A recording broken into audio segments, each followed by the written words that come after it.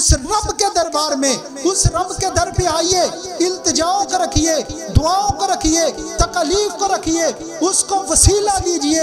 اے اللہ تو ساری کائنات کا خالق ہے، تو مالک ہے، تو رازق ہے، تو نے ہم کو پیدا کیا، اگر تو ہماری التجا کو نہیں سنے گا کون سنے گا؟ اگر تو ہماری غلطیوں کو، کوتاہیوں کو دل سے صرف نظر نہیں کرے گا کون کرے گا؟ ہم کس کے در پہ جائیں، کس کے دربار پہ جائیں، کس کے دروازے پہ دستک دیں، کس کی چوکھٹ کو کھٹکھٹائیں؟ ہماری اولاد ہماری نافرمان ہے، کون ہے جو اس کو فرما برداری میں تبدیل کرنے والا ہو؟ ہم بے اولاد ہیں، رب سے اولاد مانگیے، وہ تو ہر ایک کو دینے والا ہے، وہ تو جوڑے جوڑے بھی عطا کرنے والا ہے۔ یہب لمن یشاء اناثا ویہب لمن یشاء الذکور، جس کو چاہے بیٹی عطا فرما دے، جس کو چاہے بیٹیاں عطا فرما دے، او یزوجہم ذکرانا و اناثا، جس کو چاہے دونوں میں بھی عطا فرما دے۔ فلا ہادی لہ واشہد ان لا الہ الا اللہ وحدہ لا شریک لہ واشہد ان محمدا عبدہ ورسولہ صلی اللہ علیہ وسلم۔ اللہم صلی علی محمد وعلی آل محمد کما صلیت علی ابراہیم وعلی آل ابراہیم انک حمید مجید۔ اللہم بارک علی محمد وعلی آل محمد کما بارکت علی ابراہیم وعلی آل ابراہیم انک حمید مجید۔ اما بعد فإن خیر الحدیث کتاب اللہ وخیر الہدی ہدی محمد صلی اللہ علیہ وسلم وشر الامور محدثاتها وکل محدثۃ بدعہ وکل بدعۃ ضلالہ وکل ضلالۃ فی النار۔ اعوذ باللہ من الشیطان الرجیم، بسم اللہ الرحمن الرحیم۔ وَإِذَا سَأَلَكَ عِبَادِي عَنِّي فَإِنِّي قَرِيبٌ أُجِيبُ دَعْوَةَ الدَّاعِ إِذَا دَعَانِ فَلْيَسْتَجِيبُوا لِي وَلْيُؤْمِنُوا بِي لَعَلَّهُمْ يَرْشُدُونَ۔ جو ہوا میں کبھی سر بسجدہ،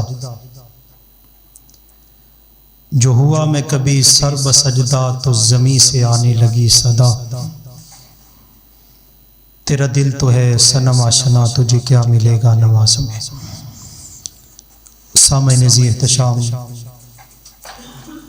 ہمہ قسم کی حمد و ثنا، تعریفات، تحمیدات، تسبیحات کے مقدس کلمات اللہ عز و جل کی ذات مقدسہ کے لیے درود و سلام سرور گرامی امام الاولین والآخرین رحمت للعالمین کی ذاتی مقدسہ پر۔ سامعین ناظرین، اللہ نے اس آسمان و زمین کو پیدا فرمایا اور اس کے نظام کو چلایا ہے، اور اس میں اپنی خصوصی طور پر عبادت کے لیے ایک مخلوق پیدا کی ہے جسے انسان کہا جاتا ہے۔ اس کی تقدیر بھی لکھ دی ہے، وہ بھی ماں کے پیٹ میں ہی تھا کہ اس کا رزق بھی مقرر کر دیا گیا، اس کے ساتھ اس کی تمام زندگی میں ہونے والے معاملات وہ بھی درج کر دیے گئے، اس کا پیدا ہونا اور اسی مٹی میں دوبارہ دفن ہونا یہ سارے کا سارا لکھ دیا گیا۔ انسان ہے، اسے ان میں سے کسی بات کا علم نہیں ہے، یہ تقدیر کے معاملات ہیں، تقدیر کے فیصلے ہیں۔ بسا اوقات انسان کی زندگی میں ایسے معاملات رونما ہو جاتے ہیں جو اس کو پسند نہیں ہوتے، مصیبت آ جاتی ہے، پریشانیاں اس کے گھر کے اندر ڈیرے ڈال لیتی ہیں، اسے مشقتوں کا سامنا کرنا پڑتا ہے، تکلیفوں سے اس کی جان نہیں چھوٹتی۔ ان حالات میں اور ایسے مواقع میں انسان کے پاس سب سے مضبوط ترین جو ہتھیار ہوتا ہے وہ دعا کا ہوتا ہے، اور جب ہر طرف سے اسباب ختم ہو جائیں تو پھر بھی ایک در موجود رہتا ہے جو مسبب الاسباب کا ہے۔ جب ڈاکٹر جواب دے جائیں، حکیم جواب دے جائیں، اطباء جواب دے جائیں، پھر بھی اگر بیماری سے شفا یاب کرنے والی کوئی ذات موجود ہوتی ہے تو ان حالات میں بھی وہ اللہ عز و جل کی ذات ہوتی ہے، اور انسان اس دعا کے ذریعے اپنے آپ کو بے سہارا اور بے آسرا نہیں پاتا۔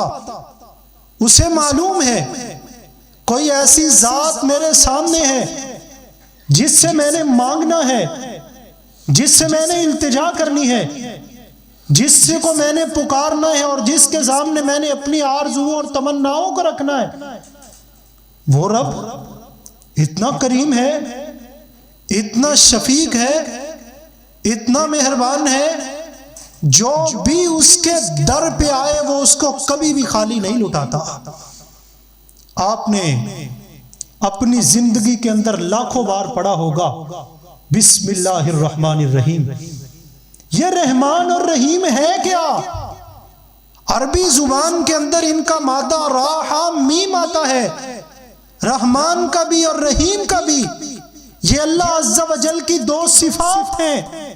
سادہ لفظوں میں سمجھاؤں تو یوں کہوں گا، رحمان اللہ کی وہ عظیم صفت ہے جو دنیا میں ہر ایک پہ ہوتی ہے، چاہے وہ مسلمان ہو یا غیر مسلم ہو، اللہ اور اس کے رسول کو ماننے والا ہو یا نہ ماننے والا ہو۔ رحیم اللہ کی وہ صفت ہے جو اس نے روز محشر صرف مومنین اور متقین کے لیے رکھی ہوئی ہے۔ اس میں بنیادی فرق ہے۔ دنیا میں رب ہر کسی کو دے رہا ہے، جو بھی اس سے مانگے، جو بھی التجا کرے، جو بھی اس کے سامنے اپنے دست کو دراز کرے۔ اے انسان، تیرے مانگنے میں تو کمی ہو سکتی ہے، اس مالک کے دینے میں کمی نہیں ہو سکتی۔ اپنی بات کا آغاز کروں، اس سے قبل ایک حدیث سناتا ہوں۔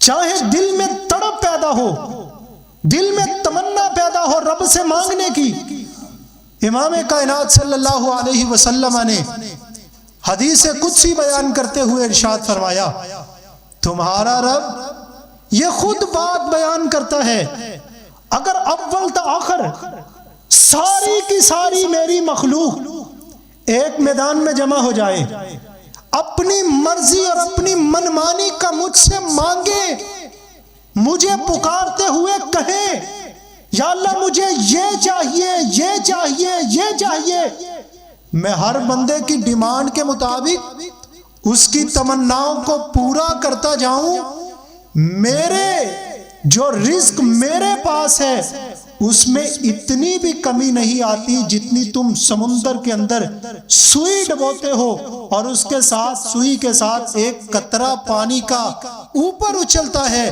اتنی بھی میرے رزق کے اندر اور میرے قبضہ قدرت کے اندر کمی نہیں آتی۔ ہم کیوں نہیں مانگتے اللہ سے؟ ہم کیوں نہیں اسے پکارتے؟ ہم اس کے سامنے اپنا دکھڑا کیوں نہیں رکھتے؟ کیوں ہم انسانوں کے سامنے اپنے دکھڑے کو پیش کرتے ہیں؟ جو دکھڑوں کو دور کرنے والا، جو بیماریوں کو شفا یابی میں بدلنے والا، جو تکلیفوں کو دور کرنے والا ہے، ہم انہیں کیوں نہیں سناتے؟ کیوں دنیا والوں کے سامنے ہر وقت اپنا رونا پیٹتے رہتے ہیں؟ آپ حیران ہوں گے وہ حدیث سن کے کہ جس میں سرور گرامی علیہ السلام فرماتے ہیں اگر تمہارے بوٹ کا ایک تسمہ بھی ٹوٹ جائے تو اس کے لیے بھی تم نے التجا کرنی ہے تو ساتوں آسمان کے مالک سے کرنی۔ کیا حیثیت ہے بوٹ کے تسمے کی؟ یہ ایک چھوٹی سی مثال دی، اور جو بڑی بڑی چیزیں ہیں بالاولا پھر ہمیں وہ اپنے خدا سے مانگنی چاہیے، کبھی اونچی آواز میں، کبھی آہستہ آواز میں، اور کبھی کبھار دل کے اندر سرگوشی کرتے ہوئے۔ میں آپ کو قرآن حکیم کی وہ مقدس آیات سناتا ہوں، اذ نادا ربہ نداء خفیہ، حضرت زکریا علیہ السلام ہے، سرگوشی کر رہے ہیں، اپنے مالک کو پکار رہے ہیں، اپنے رازق کے سامنے اپنی التجاؤں کو رکھے ہوئے ہیں، یا اللہ انی وہن العظم منی، اب تو میری ہڈیاں بھی کمزور ہو چکی ہیں، واشتعل الرأس شیبا، اب تو میرے بال بھی سفید ہو چکے ہیں، وَلَمْ أَكُمْ بِدُعَائِكَ رَبِّ شَقِيًّا، اے میرے پروردگار اتنا کچھ ہو چکا ہے، اس کے باوجود بھی میں تیری رحمت سے کبھی بھی مایوس نہیں ہوا۔ صاحب کا احسانات جتلائیے، اللہ تو نے مجھے یہ بھی دیا، یہ بھی دیا، یہ بھی دیا، اب بھی میں تجھے پکار رہا ہوں، تو دینے پہ قادر ہے، میں لینے والا ہوں، تو دینے والا ہے، اے اللہ اب بھی مجھے وافر رزق عطا فرما۔ انسان کے مانگنے میں تو کمی ہو سکتی ہے، اللہ عز و جل کے دینے میں کمی نہیں ہو سکتی۔ مدارج السالکین ابن القیم رحمت اللہ علیہ اپنے استاد گرامی شیخ الاسلام ابن تیمیہ رحمت اللہ علیہ کے بارے میں لکھتے ہیں، نقل کرتے ہیں کہ ہمارے استاد اللہ عز و جل کی انس کے لیے، اس کی ملاقات کے لیے بیابانوں اور جنگلوں کی طرف نکل جایا کرتے تھے، غیر آباد جگہوں کی طرف، اور جا کے وہاں اپنے دل میں اس رازداری کو پیدا کرنے کی کوشش کیا کرتے تھے جو اللہ عز و جل کی طرف سے ہوتی تھی۔ وہاں پہ اللہ کو پکارتے تھے، وہاں مناجات کرتے تھے، وہاں اللہ کے سامنے جا کے گریہ زاری کرتے تھے۔ اور مسند احمد بن حنبل کی روایت مجھے یاد آئی، سرور گرامی علیہ السلام کا دور ہے، دو میاں بیوی ہیں، کچھ بھی نہیں ہے گھر میں، کوئی چیز میسر نہیں ہے، بیوی کہہ رہی ہے کھانے کے لیے کچھ لائیے، ہمارے پاس روپیہ پیسہ موجود نہیں ہے، ہم روٹی نہیں بنا سکتے، سالن تیار نہیں کر سکتے۔ وہ خامد جو تھا وہ انسان جنگل بیابانوں کی طرف ہو لیا، میں وہاں پہ جا کے اللہ کو پکاروں گا، میں صدا لگاؤں گا، اس کے سامنے گریہ زاری کروں گا، اس کے ساتھ مناجات کرتے ہوئے اپنی حاجات و ضروریات کو اس کے سامنے پیش کروں گا۔ وہ رب ہماری دعاؤں کو بھی سننے والا ہے، ہماری التجاؤں کو بھی سننے والا ہے۔ یہ بندہ جنگل بیابانوں کی طرف چلا گیا، اور بیوی بھی بڑی نیک بخت تھی، اللہ کو ماننے والی تھی، اس پہ ایمان رکھنے والی تھی۔ پرانا دور تھا، اس نے وہ چکی کو صاف کیا ہاتھوں سے، جس میں گندم کے دانوں کو پیسا جاتا تھا اور آٹا تیار کیا جاتا تھا، اس کو صاف کیا اور تندور میں آگ جلائی، اور خود باوضو ہو کے جائے نماز اور مصلی پہ آ کے رب کے حضور التجائیں اور دعائیں کرنے لگی۔ جیسے ہی وہ رب کی عبادت سے فارغ ہوئی، کیا دیکھتی ہے؟ چکی کے پاس آتی ہے، وہ بھی بذات خود چل رہی ہے، اور اس کے حلقے میں آٹا بھی موجود ہے، اور جب تندور میں آتی ہے تو اس میں بھی روٹیاں پکی پکائی ہوئی نظر آتی ہیں۔ سرور گرامی علیہ السلام، آپ کے دور کی بات ہے، اتنی دیر میں اس کا خامد آ جاتا ہے، کہتا ہے اللہ والی مجھے بتا میرے جانے کے بعد گھر میں کچھ نیا ہوا یا نہیں ہوا؟ کہا بہت کچھ ہو گیا، اس اللہ نے ہم پہ رزق کی بارش نازل فرما دی ہے، اس نے برکتوں سے ہمیں مالا مال کر دیا ہے۔ کہا دکھاؤ تو صحیح، ہوا تو کیا ہے؟ وہ اس کو چکی کے پاس لے گئی جس کا اوپر والا حصہ گھوم رہا تھا اور آٹا دکھائی دے رہا تھا، آٹا نکل رہا تھا۔ اس اللہ کے بندے نے اس اوپر والے حصے کو اٹھایا تاکہ میں دیکھوں کہ اس میں کتنا آٹا موجود ہے اور کہاں سے آ رہا ہے۔ جیسے ہی اس نے اس چکی کے اوپر والے پارٹ کو اٹھایا، وہ چکی بند ہوئی اور آٹا اس میں آنا ختم ہو گیا۔ آپ صلی اللہ علیہ وسلم کو یہ واقعے کی خبر دی گئی۔ آپ نے فرمایا اگر وہ انسان نہ دیکھتا، اس چیز کی جستجو اور تمنا نہ کرتا، وہ چکی قیامت تک چلتی رہتی اور رہتی دنیا والے لوگ بھی اسے دیکھتے۔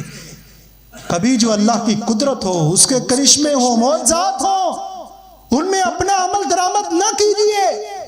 زمزم کا پانی ہے، حضرت ہاجرہ سلام اللہ علیہا، حضرت اسماعیل علیہ السلام کی ایڑی لگی، چشمہ جاری ہوا، ماں تھی جلدی سے اس کے ارد گرد باڑ بنانا شروع کر دی، کہیں یہ پانی ضائع نہ ہو جائے۔ آپ نے فرمایا ام ہاجر اگر اس پانی کو ایک جگہ پہ اکٹھا نہ کرتی تو یہ روئے زمین کے ہر کنارے تک یہ زمزم کا پانی پہنچتا۔ رب سے سرگوشی کیجئے، رب سے مانگیے، رب کے سامنے اپنی توقعات کا اظہار کیجئے۔ گلے شکوے رکھنے ہیں دنیا والوں کے سامنے نہیں، اس کے سامنے رکھیے جس کے سامنے گلے شکوے انبیاء نے رکھے۔ انما اشکو بثی وحزنی الی اللہ وَأَعْلَمُ مِنَ اللَّهِ مَا لَا تَعْلَمُونَ۔ اے اللہ میری بیوی کا بھی انتقال ہو چکا اور میرا لخت جگر جو سب سے زیادہ مجھے محبوب تھا، مجھے سب سے زیادہ پیارا لگتا تھا، میرے دل میں اس کی محبت گرویدہ تھی، میں اس کی محبت میں گرویدہ ہو چکا تھا۔ اے اللہ میرے بیٹوں نے اسے بھی مجھ سے جدا کر دیا اور ایک وقت وہ بھی آ گیا ہے میری آنکھوں کی بینائی بھی جاتی رہی ہے، ساری کی ساری آنکھ سفید ہو چکی ہے، اب مجھے کچھ دکھائی نہیں دیتا، لیکن ابھی بھی میں اپنے پیارے یوسف کی خوشبو کو محسوس کر رہا ہوں۔ اور اس کے بھائی بنیامین وہ بھی میری نگاہوں کے سامنے ہے۔ ایسا تو آسمان کے مالک، شہنشاہ، اے قادر مطلق، انما اشکو بثی وحزنی الی اللہ، میرا گلہ ہے، میرا غم ہے، اس کی شکایت میں دنیا والوں کے سامنے نہیں کر رہا بلکہ تیرے سامنے کر رہا ہوں۔ اور جب بندہ بے لوث ہو کے اس سے مانگے اور اس سے گریہ زاری کرے، اپنی حاجات کو اس کے سامنے رکھے، تو وہ رب پھر کئی سالوں کے بعد یوسف کو بھی ملا دیتا ہے، بنیامین کو بھی ملا دیتا ہے۔ اور کیا حالت اور کیا کیفیت ہوتی ہے کہ یہ 11 افراد سجدے میں ہیں اور جناب یوسف علیہ السلام مصر کے بادشاہ اور مصر کے سرتاج بنے ہوئے ہیں۔ اس رب کے سامنے کوئی چیز مشکل نہیں ہے۔ وہ چاہے آگ کا کام جلانا ہے، تیرے اندر میرے پیارے ابراہیم آ رہے ہیں، تو نے آج گلزار بن جانا ہے، میرے پیارے ابراہیم کو کچھ نہیں کہنا، چھری کا کام کاٹنا ہے۔ آج تیرے نیچے میرے پیارے اسماعیل ہیں، آج میں تجھ سے تیری اصل کنڈیشن کو ضبط کر رہا ہوں۔ آج تو نے اسماعیل کو ایک چھوٹی سی ذات تک بھی نہیں پہنچانی۔ اس رب سے مانگیے، اس سے سوال کیجئے، اس سے التجا کیجئے، جو رب ہر ایک کی سنتا ہے اور ہر وقت سنتا ہے۔ وَنَحْنُ أَقْرَبُ إِلَيْهِ مِنْ حَبْلِ الْوَرِيدِ، دور جانے کی بات نہیں ہے، ہم تو تمہاری شاہ رگ سے بھی زیادہ قریب ہیں۔ ہم نے کوئی دربار نہیں بٹھائے ہوئے، ہمیں ہمارے ساتھ ملاقات کرنے کے لیے تمہیں کوئی ٹائم نہیں لینا پڑے گا، ہمارے ساتھ ملنے کے لیے کئی گھنٹے تمہیں ویٹ نہیں کرنا پڑے گا۔ ادھر سے تمہاری کال آئے گی، ادھر سے ایکسپٹ کرتے ہوئے میں فوراً اس کا رسپونس دوں گا۔ کیوں؟ میں ساری کائنات کا بادشاہ ہوں، ساری کائنات کا مالک ہوں، اور جو بندہ مجھ سے بے بسی کے معاملات کے اندر دعا کرے، اور یہ بے بسی کا معاملہ بھی کبھی کبھی اتنا رنگ لے آتا ہے، ہسٹری کو کھولیے، تاریخ کو پڑھیے، مامون کے سامنے اس کا ایک درباری حاضر ہوتا ہے اور کہنے لگا ابو عبداللہ سخت افسوس اس بات پر کہ آج دنیا کے معاملات تبدیل ہو چکے ہیں، لوگ آپ کی بات کو نہیں مانے۔ مامون نے اپنی تلوار نیام سے نکالی اور کہا اللہ کی قسم اب اس وقت تک میں سانس نہیں لوں گا جب تک اس دنیا کے محدث و مفکر امام احمد بن حنبل قرآن کو مخلوق تسلیم نہیں کر لیں گے۔ یہ خلق قرآن کا جو معاملہ ہے یہ ان کے دور میں عروج پہ تھا کہ قرآن مخلوق ہے۔ وہ کہتے تھے قرآن مخلوق نہیں ہے، یہ اللہ کا کلام ہے، اللہ کی صفت ہے۔ ادھر سے اس نے تلوار نیام سے باہر نکالی، یک لخت ہوا، جوش میں آیا، جذبے میں آیا۔ ادھر امام احمد بن حنبل رحمت اللہ علیہ کو اس کے منصوبے کا پتہ چلا، کہا اللہ تو نے اس فاجر کو اتنا بے لگام کر دیا ہے، اس نے تیرے حلم اور بردباری سے اتنا ناجائز فائدہ اٹھا لیا ہے کہ اب یہ تیرے دوستوں پہ بھی ہاتھ ڈالنا شروع کر رہا ہے۔ بس اسی اسنا کے اندر رات کا آخری پہرا تھا کہ اللہ نے امام احمد بن حنبل رحمت اللہ علیہ کو مامون سے محفوظ کرتے ہوئے رات کے آخری پہر خبر ہوئی کہ مامون جو ہے اس کی وفات ہو چکی ہے اور اللہ کے پاس پہنچ چکا ہے۔ جو امام احمد بن حنبل رحمت اللہ علیہ کو تکلیفیں ملی وہ اس کے بعد کا معاملہ ہے کہ کئی سال تک ان کو قید خانے کے اندر رکھا گیا اور اس طرح کی تکلیفیں جو تھی ان کو برداشت کرنا پڑی، اور اللہ جو قادر مطلق ہے اپنے بڑے بڑے منصوبے اس کے سامنے رکھے۔ اے اللہ میں یہ کام بھی کر رہا ہوں، یہ کام بھی کر رہا ہوں، یہ کام بھی کر رہا ہوں، یہ رفاع عامہ کے کام ہے، اس سے تیری مخلوق کو فائدہ ہو رہا ہے، اس سے تیری جو خلقت ہے وہ استفادہ حاصل کر رہی ہے۔ سینکڑوں ہزاروں کی تعداد میں، لاکھوں کی تعداد میں مسلمان اور پوری دنیا کے لوگ اس سے مستفید ہو رہے ہیں۔ اے اللہ میں تجھ سے دعا کرتا ہوں، التجا کرتا ہوں، مجھے خدشہ ہے کہیں یہ میرے منصوبے میرے جانے کے بعد ختم نہ ہو جائیں۔ اے اللہ ان کو ہمیشہ دائم اور قائم رکھنا۔ بڑے بڑے جو آپ کے منصوبے ان کے لیے اللہ سے دعا کیجئے۔ وَإِنِّي خِفْتُ الْمَوَالِيَ مِنْ وَرَائِي وَكَانَتِ امْرَأَتِي عَاقِرًا فَهَبْ لِي مِن لَّدُنكَ وَلِيًّا۔ حضرت زکریا علیہ السلام ہیں، اے اللہ میرا خاندان، میرا کنبہ، میرا قبیلہ، یہ بستی کے لوگ یہ میری مخالفت کر رہے ہیں، میں اس بڑھاپے میں آنے والی عمر کے باوجود بھی تجھ سے ایک دوست کا سوال کر رہا ہوں، تجھ سے ایک بیٹے کا سوال کر رہا ہوں، یرثنی و یرث من آل یعقوب، جو مجھے تو نے علم عطا فرمایا، نبوت عطا فرمائی، یہ ساری کی ساری وراثت میں اس کے سپرد کرنا چاہتا ہوں اور آل یعقوب کے سپرد کرنا چاہتا ہوں۔ اپنے بڑے بڑے معاملات میں اللہ کو کارساز بناتے ہوئے، اس کو نگہبان بناتے ہوئے اس سے مانگیے، اس سے التجا کیجئے، اس سے دعا کیجئے اور اپنے معاملات کو رب کے سامنے رکھیے۔ یہ جو بیماریاں ہیں، یہ جو تکلیفیں ہیں، یہ جو مصائب ہیں، یہ رب کی نگاہوں کے سامنے کچھ بھی نہیں ہے، ان معاملات کی کچھ بھی حیثیت نہیں ہے۔ اگر رب ان بیماریوں کو، ان تکلیفوں کو دور کرنے پہ آئے، وہ کن کہہ دے فیکون ہو سکتا ہے، اس رب کے سامنے کسی بھی طرح کی کوئی مشکل نہیں ہے۔ دور کیا جائے۔ یہاں فیصل آباد ملت چوک کا واقعہ ہے، ایک شخص اس کی بیوی اتنی بیمار ہوئی، اتنی بیمار ہوئی، اتنا زیادہ کینسر میں مبتلا ہوئی، ہر طرف سے اس کو جواب مل گیا۔ وہ بندہ ایک عالم دین کے پاس آیا اور کہا آپ دعا کیجیے اللہ میری بیوی کو موت عطا فرما دے، ہم سے اس کی حالت دیکھی نہیں جاتی۔ اس نے کہا اللہ کے بندے رب سے عافیت طلب کر، رب سے درگزر والا سوال کر، مایوس ہونے کی کوئی ضرورت نہیں۔ وہ بندہ کہتا ہے جیسے ہی میں گھر گیا، میں نے مصلی بچھایا، اللہ کے سامنے سرخ روح ہونے کی کوشش کی، اپنی حاجات کو رب کے سامنے رکھا، جیسے ہی دن گزرتے جا رہے ہیں، جبکہ ڈاکٹروں نے کہا ہوا ہے یہ چند دن کی مہمان ہے، 2 دن گزرے، 4 دن گزرے، ہفتہ گزرا، اس کی طبیعت بہتر سے بہتر ہونا شروع ہوئی، 1 مہینہ ہوا، مٹھائی کا ڈبہ لے کے اس عالم دین کے پاس پہنچا، کہا آپ نے میرے دل کو تسلی دی ہے، میری بیوی اب مکمل طور پہ صحت یاب ہو چکی ہے، اللہ اس کی حیات کو لمبا کرے، اب بھی وہ زندہ ہے، اور یہ کئی سال قبل پہلے کی بات ہے۔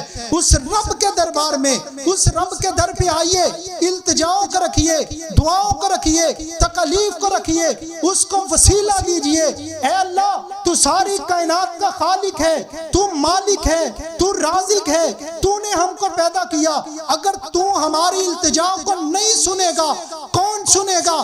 اگر تو ہماری غلطیوں کو، کوتاہیوں کو سے صرف نظر نہیں کرے گا کون کرے گا؟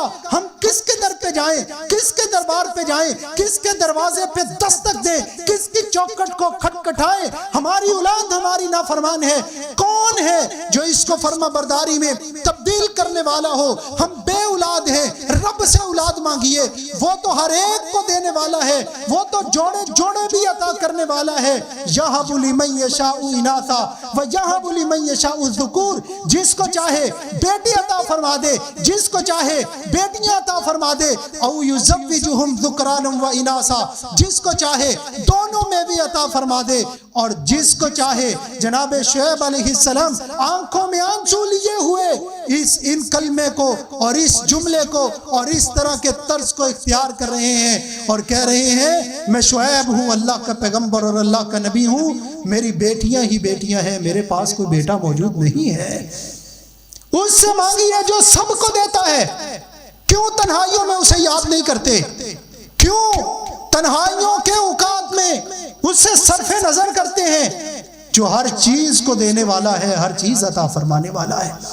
جب دعا کریں باوضو ہو کے کریں، قبلہ رخ ہو کے کریں، کوشش کریں تنہائیوں میں آ کے کریں۔